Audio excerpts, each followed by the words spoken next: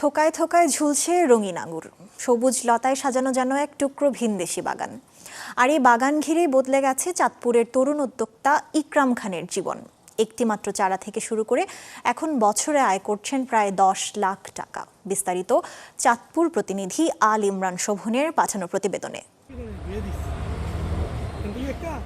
সবুজ লতায় থোকায় থোকায় ঝুলছে বিদেশি নানা জাতের আঙুর। চাঁদপুরের মতলব উত্তর উপজেলার ছোট হলদিয়া গ্রামের এই বাগান এখন সবার আগ্রহের কেন্দ্র।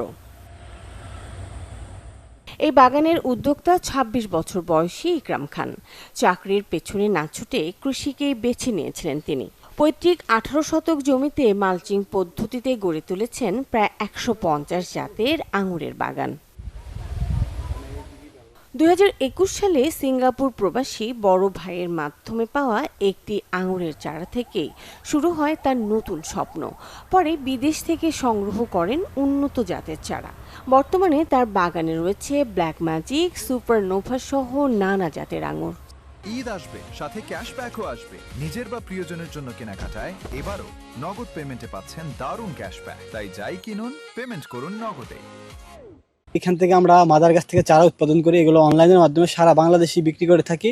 এবং আমাদের যেই ফলগুলো হয় এখান থেকে, এই ফলগুলো হচ্ছে আমাদের বাজারে নেওয়া লাগে না, দেশের বিভিন্ন জায়গা থেকে হচ্ছে অনলাইনের মাধ্যমে অর্ডার করে আমরা কুরিয়ারের মাধ্যমে পাঠিয়ে দিই।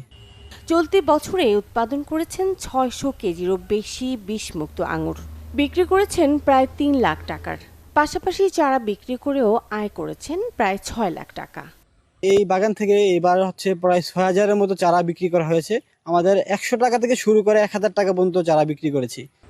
ইকরামের এই আঙুর বাগান দেখতে প্রতিদিন দূর দূরান্ত থেকে ছুটে আসছেন দর্শনার্থীরা।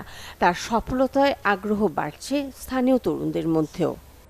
শুধু সেই ইকরাম খান সীমান্তের মাধ্যমে আমরা জানলাম যে এখানে আসলে বাংলাদেশেও আঙ্গুরের ভালো চাষ হয়। আমরাও এটা দেখে আগ্রহ হচ্ছি, আমরা আঙ্গুরের বাগান করার চিন্তা ভাবনা করতেছি।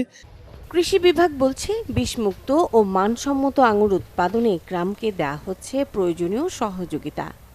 আমরা ওনাকে সর্বরকম পরামর্শ অফিস থেকে প্রদান করছি এবং ওনাকে একজন উদ্যোক্তা হিসাবে আমরা তালিকাভুক্ত করেছি। ভবিষ্যতে আমাদের যদি কোনো সরকারিভাবে কোনো কিছু সুযোগ থাকে তাহলে অবশ্যই আমরা তাকে সেখানে অন্তর্ভুক্ত করব। ইকরামের স্বপ্ন আরও বড় পরিসরে আঙুর চাষ ছড়িয়ে দেওয়া এবং দেশের আমদানি নির্ভরতা কমানো। Desk report, channel 24।